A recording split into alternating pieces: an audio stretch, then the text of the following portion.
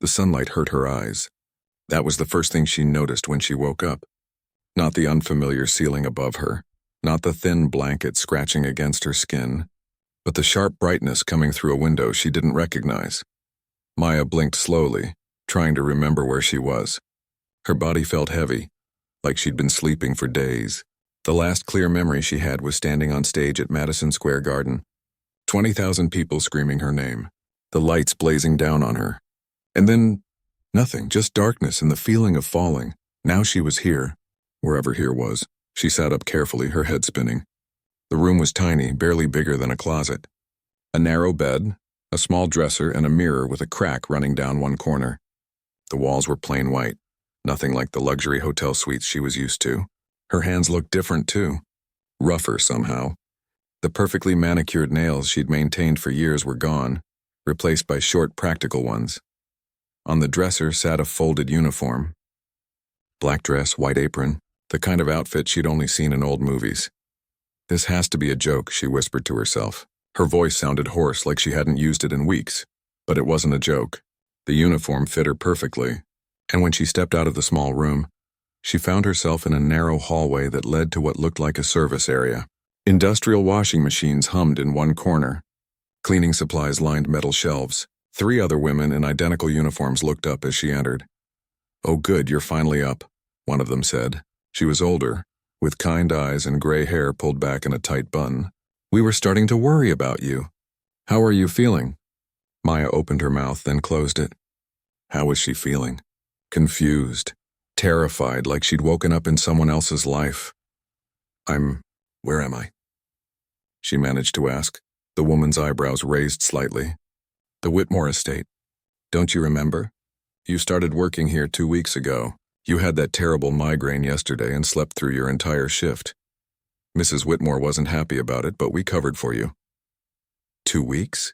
Maya's mind raced. She had no memory of 2 weeks. No memory of applying for a job or arriving at this place or anything else. "Thank you," she said quietly, because she didn't know what else to say. "Come on then," the woman continued, handing her a spray bottle and cloth. "The family's having breakfast in the main dining room. We need to clean the east wing before they finish." Maya followed in a daze. The house was enormous. No, not a house. A mansion. Marble floors stretched endlessly. Crystal chandeliers hung from painted ceilings. Priceless artwork decorated every wall. As they walked, the older woman kept up a steady stream of instructions about which rooms to clean and how the family liked things done. The Whitmores, tech billionaires, made their fortune in streaming services and digital platforms. The name sounded familiar, but Maya couldn't place why. She found herself in a massive library, dusting shelves that reached up to the ceiling. Her hands moved automatically, like her body knew what to do even if her mind was still catching up. As she worked, fragments of conversation drifted in from the hallway. "Her new album is incredible. Tickets sold out in minutes. Greatest artist of our generation." Maya froze. She knew that voice.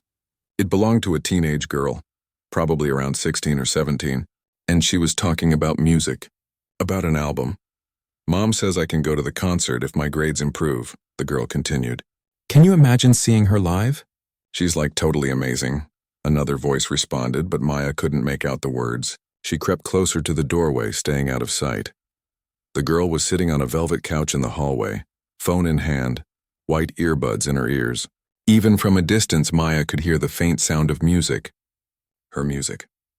The song she'd written 2 years ago about never giving up, about fighting through the hard times, about rising above everything that tried to drag you down. The girl was listening to her, right now. While Maya stood here in a maid's uniform holding a dust cloth, it didn't make sense. None of this made sense. How could she be here working as a servant while her music was still out there? Still popular?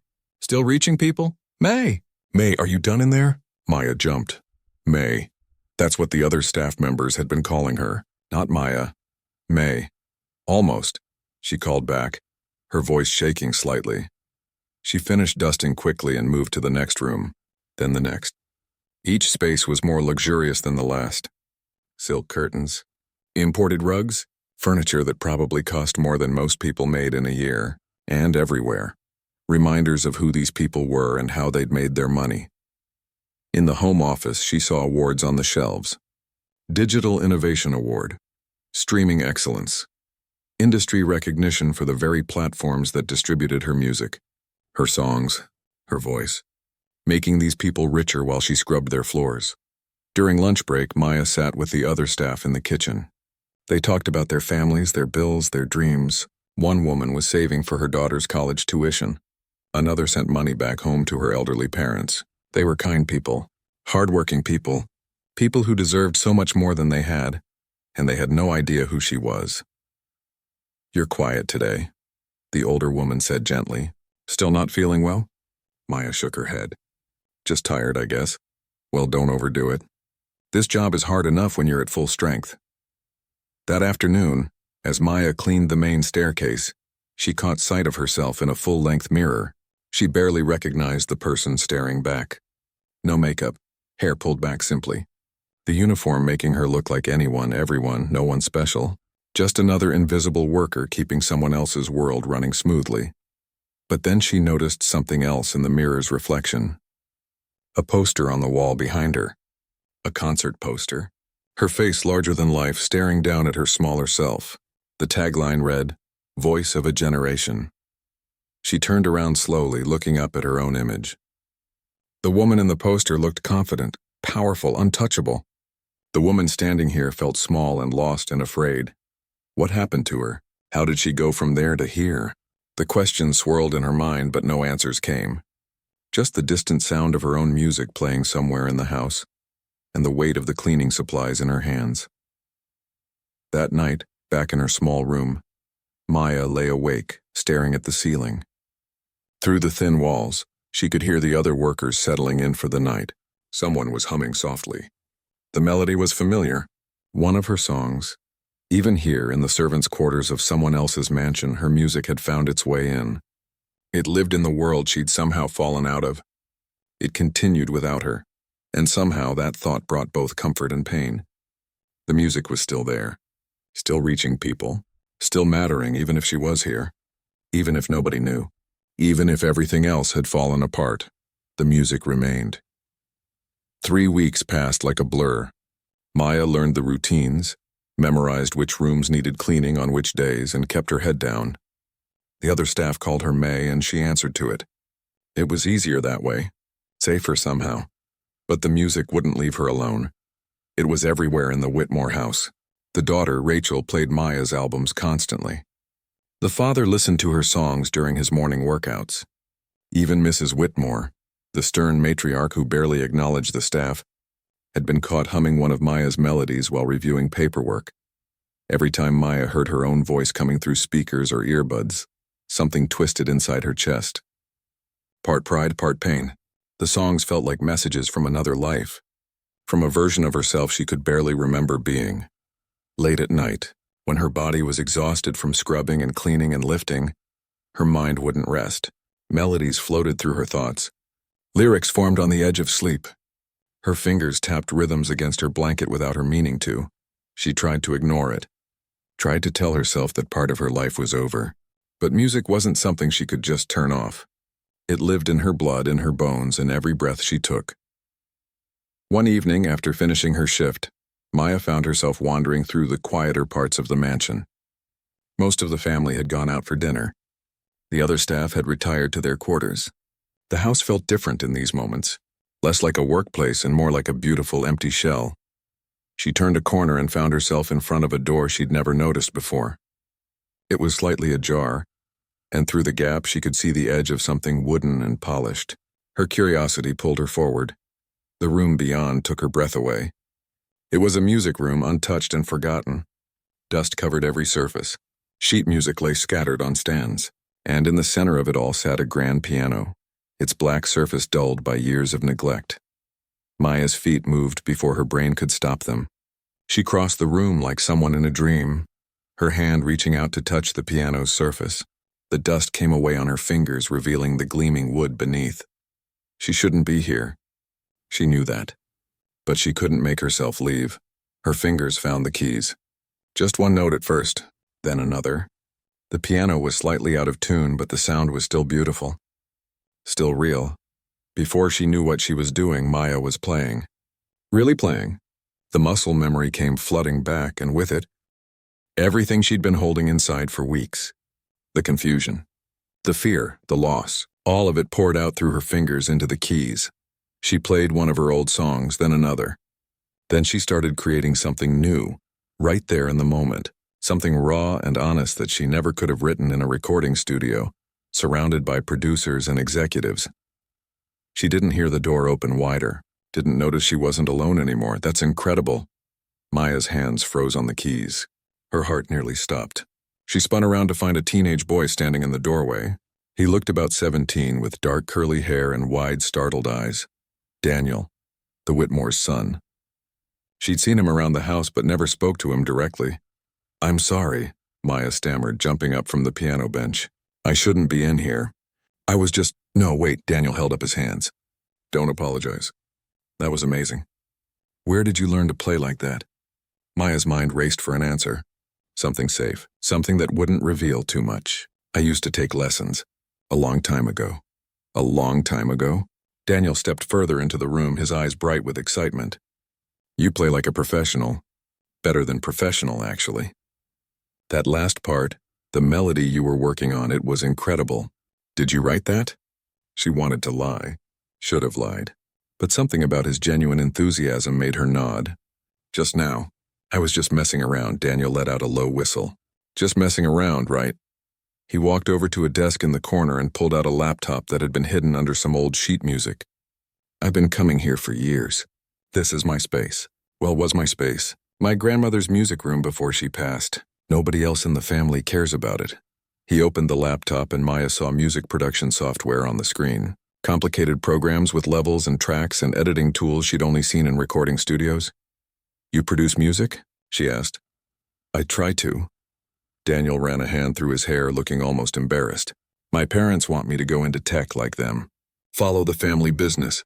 But this is what I actually love. I've been teaching myself production for 3 years. Not that it matters. I'm not very good at it." "Why do you say that?" "Because everything I make sounds empty. Fake. Like I'm just copying what other people have done." He looked at her intently. "But what you just played, that was real. That had soul in it." Maya felt exposed under his gaze. She moved toward the door. "I should go. If your parents find out I was in here, and they won't, they never come in here." Daniel's voice was urgent now. "Wait, please. What if we work together?" "What? You can play. You can write. I have all the equipment and software. We could create something. Just for fun. Just to see what happens." Every instinct told Maya this was a bad idea. Getting involved, letting someone see what she could do, it was dangerous. Her secret wasn't just about pride anymore. It was protection. From judgment, from pity, from everything she'd lost. But looking at Daniel's eager face, seeing the same hunger for music that had driven her whole life, she found herself hesitating. "I don't know," she said softly. "One song," Daniel pressed. "Just help me with one song, please. I'll never tell anyone you were in here. This can be our secret.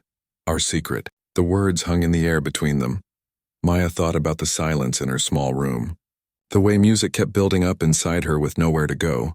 The melodies that woke her up at 3 a.m. demanding to be heard. "One song," she heard herself say, "but nobody can know. Not your family. Not the other staff, nobody." Daniel's face lit up. "Deal, I swear. When can we start?" "I have tomorrow off in the late afternoon. Most of the family will be at that charity event." "Perfect. I'll tell my parents I'm studying." "We'll have hours." Maya nodded, already wondering if she was making a huge mistake. But the excited flutter in her chest wasn't fear. It was something she hadn't felt in weeks. Hope. As she left the music room, Daniel called after her softly. "Hey, May." She turned back. "Thank you, really. You have no idea what this means to me." Maya managed a small smile. If only he knew. If only he had any idea who she really was and what music had cost her. But he didn't know. And maybe that was exactly why this could work. That night, lying in her narrow bed, Maya let herself feel excited for the first time since waking up in this strange new life. Tomorrow she would make music again. Not for stadiums full of people. Not for record labels or radio play or chart positions. Just for the pure joy of creating something. Maybe that's what she'd been missing all along. Before the fame, before the pressure, before everything fell apart, music had been simple. It had been hers. Tomorrow, even if just for a few hours, it could be hers again. She fell asleep with a melody on her lips and, for the first time in weeks, she didn't have nightmares about falling. Instead, she dreamed of playing piano in a dusty room while someone listened and understood exactly what the music meant. It was enough. For now, it was more than enough. The next afternoon couldn't come fast enough. Maya went through her morning duties in a daze, her mind already in that dusty music room. She cleaned bathrooms and made beds and polished silver. But her fingers kept tapping out rhythms on every surface they touched. "You're awfully cheerful today, Rosa," the older housekeeper commented with a knowing smile. "Got plans for your afternoon off?" Maya felt her cheeks warm. "Just resting." That's the same thing my daughter says when she's meeting a boy." "It's not like that," Maya said quickly. And it wasn't. This was about music. Only music. Nothing else. By 2 o'clock, the house had emptied out. The family left for their charity event in a parade of expensive cars and designer clothes. Rachel had complained loudly about having to attend something so boring instead of going to the mall with her friends. Mrs. Whitmore had given the staff a long list of tasks to complete while they were gone. Nobody noticed when Maya slipped away to the forgotten music room. Daniel was already there, hunched over his laptop, adjusting settings on his production software. He looked up when she entered and his whole face brightened. "You came. I was worried you'd change your mind." "I almost did," Maya admitted. It was the truth. A dozen times that morning she'd told herself to forget the whole thing. Too risky, too complicated, too many ways it could all go wrong, but here she was anyway. "So how do we start?" Daniel asked, gesturing to the piano. "Do you have something in mind, or should we just see what happens?" Maya sat at the piano bench, her hands hovering over the keys. "What kind of music do you usually work on?" Daniel shrugged, looking embarrassed. "Honestly, I try to copy what's popular. Electronic beats, synthesized sounds, whatever's trending. But it never feels right. It's like I'm painting by numbers instead of actually creating something." "What do you want to create?" The question seemed to catch him off guard. He was quiet for a moment, thinking. "Something that makes people feel things. Real things. Not just something catchy that gets stuck in your head and then disappears." He paused. "Like your music. The stuff you were playing yesterday." It had weight to it, meaning Maya's chest tightened. If only he knew those songs were playing on the radio right now, in millions of homes around the world under someone else's name. Her old name. "Let me show you something," she said and started to play. The melody came naturally, like breathing. It was different from anything she'd written before. Simpler, but somehow more honest. Less about impressing anyone and more about expressing something true. As she played, she started to hum, then to sing softly. Words formed without her planning them. "Lost myself somewhere between the lights and lies. Found the truth in silence, saw it with new eyes. Fell from grace but landed where I needed to be. Now I'm building something real, finally free." She stopped abruptly, suddenly self-conscious. Daniel was staring at her with his mouth slightly open. He struggled for words. "May, that was incredible. Your voice. Have you ever recorded anything professionally?" Maya's heart pounded. "Careful, stay careful." "No, just sang for myself. Hobby, you know." Daniel shook his head slowly. "That's more than a hobby. That's a gift." He turned to his laptop, fingers flying over the keyboard. "Okay, play it again. I'm going to record it and then we can build around it. Add layers, make it something complete." They worked for hours. Maya played and sang while Daniel recorded layered sounds, adjusted levels. He taught her about production techniques she'd never encountered in professional studios. Creative ways of blending acoustic instruments with digital elements. She taught him about emotional pacing, about giving melodies room to breathe, about knowing when less was more. It was the most fun Maya had had in months. Maybe years. There was no pressure, no deadline, no executives hovering and demanding radio-friendly hooks. Just two people making music because they loved it. "Try this," Daniel said, playing back what they'd created. The song filled the room and Maya barely recognized it. Her piano and voice were there, but Daniel had woven in subtle electronic elements that enhanced rather than overwhelmed. Distant drum beats like a heartbeat. Atmospheric sounds that felt like memories. It was beautiful. "Daniel, this is amazing. You said you weren't good at this?" He ducked his head, but she could see the proud smile he was trying to hide. It's never come together like this before. I think it's because of you. The foundation you're giving me, it's so strong that everything else just falls into place.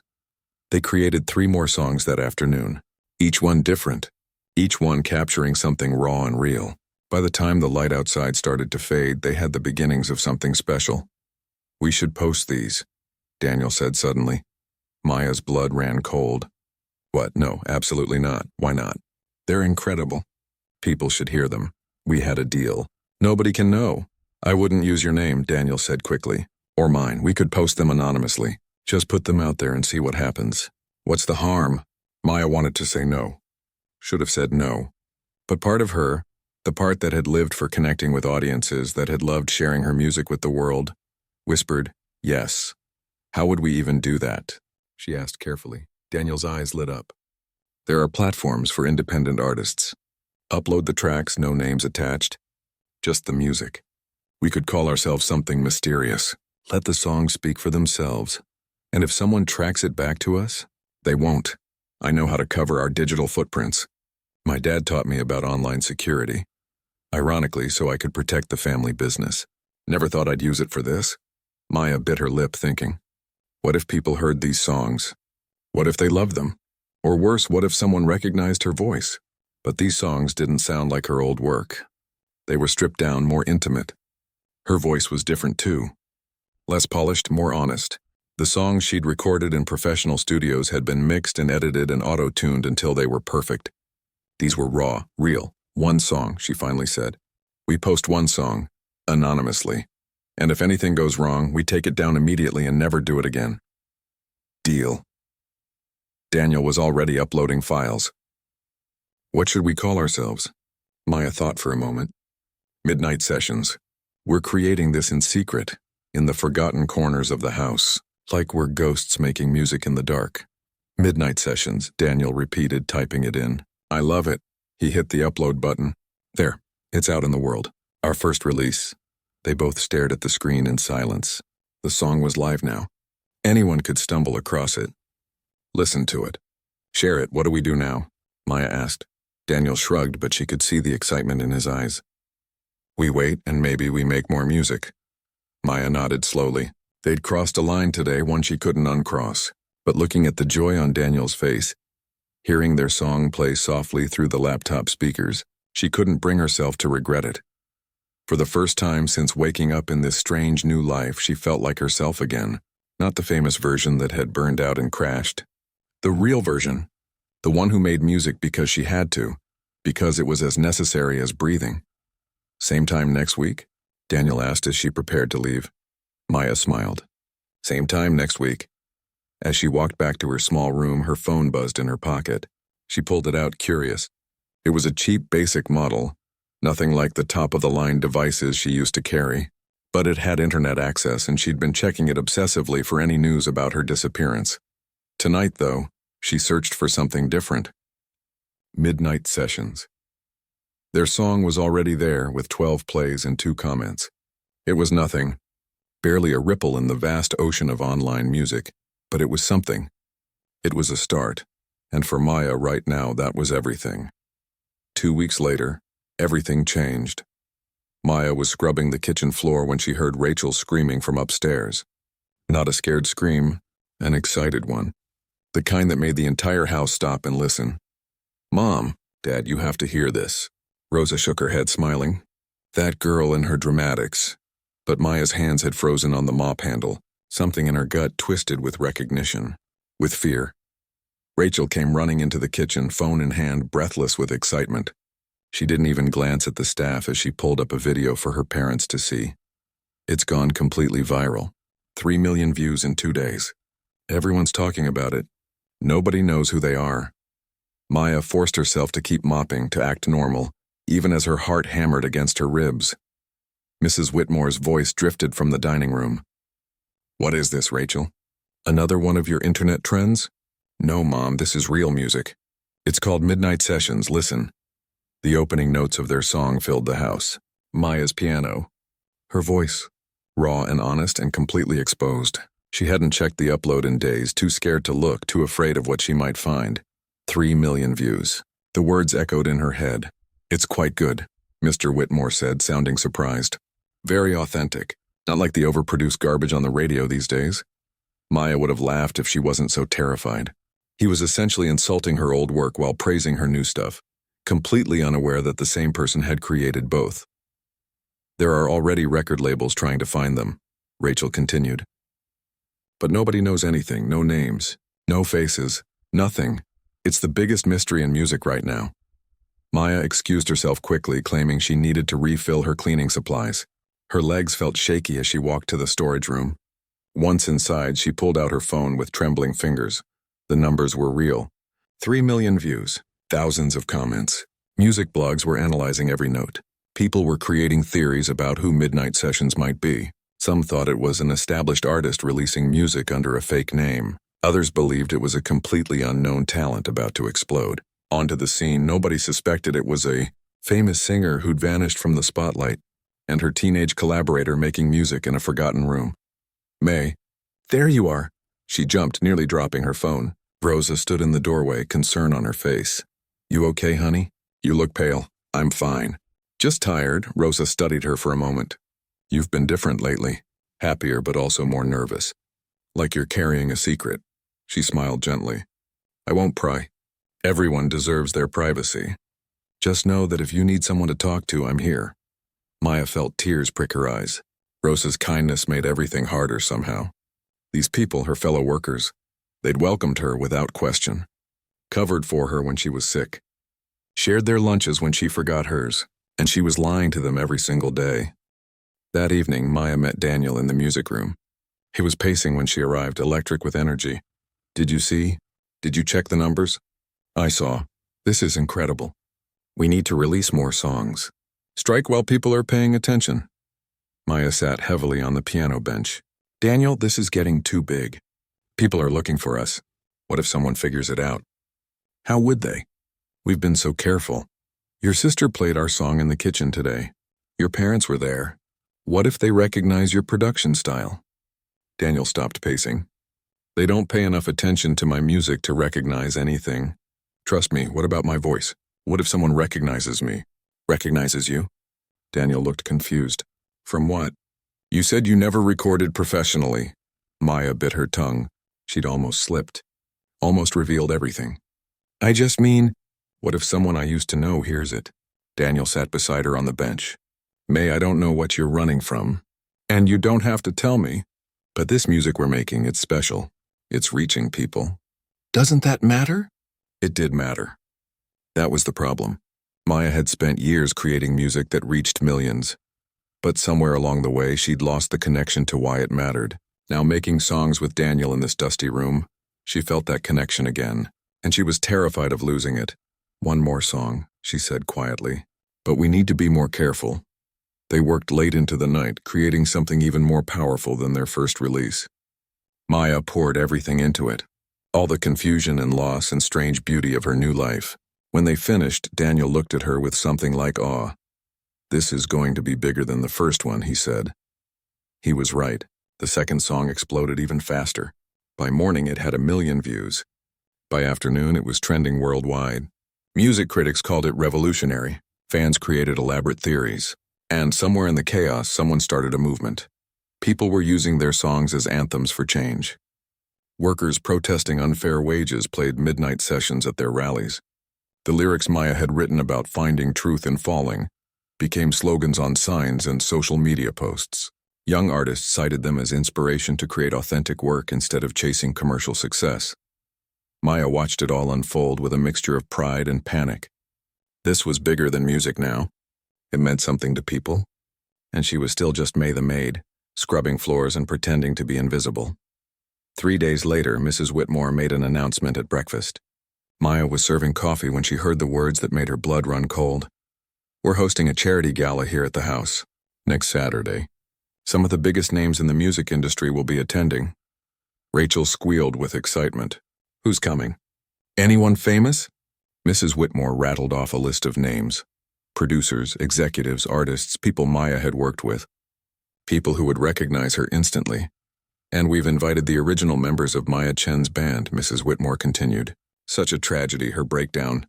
But life goes on, and these artists deserve support as they move forward with their careers. Maya's hand shook so hard she nearly spilled the coffee pot. Rosa caught her eye from across the room, clearly noticing her reaction. All staff will be working the event, of course, Mrs. Whitmore added. It's going to be a spectacular evening. Maya set down the coffee pot and excused herself, claiming she needed to check something in the kitchen. Once out of sight, she leaned against the wall, struggling to breathe. Her old bandmates would be here. In this house. People who knew her voice, her mannerisms, her face. There was no way she could avoid them. No way to hide. Later, when she told Daniel, he looked stricken. You can't work that night. Call in sick. I can't. Mrs. Whitmore made it clear all staff are required. Then stay in the back. In the kitchen. Away from the guests, Maya shook her head. It won't work. The house isn't that big. Someone will see me. They sat in silence, the weight of the situation pressing down on them. Their music was reaching the world, but Maya's secret was about to shatter. She could feel it coming like a storm on the horizon. There's something else, Daniel said quietly. I was going to surprise you, but with everything happening, you should know. The event organizers asked me to perform. They think it might inspire me to take the family business seriously, if I see the music industry up close. They don't know I'm actually serious about music. Are you going to do it? Daniel met her eyes. I want to play our song. The new one. And I want you to perform it with me. Daniel, that's insane. Everyone would see me. Exactly. His voice was steady now, determined. May, whoever you are, whatever you're hiding from, this music is too important. You're too talented to stay invisible. Maybe it's time to stop running. Maya stared at him, her mind racing. Stop running. Step into the light. Let everyone see who she'd become and what she'd lost and what she'd found again. The thought terrified her, but somewhere deep inside, in the place where her music lived, a small voice whispered yes. Maybe it was time. Maybe the only way forward was through.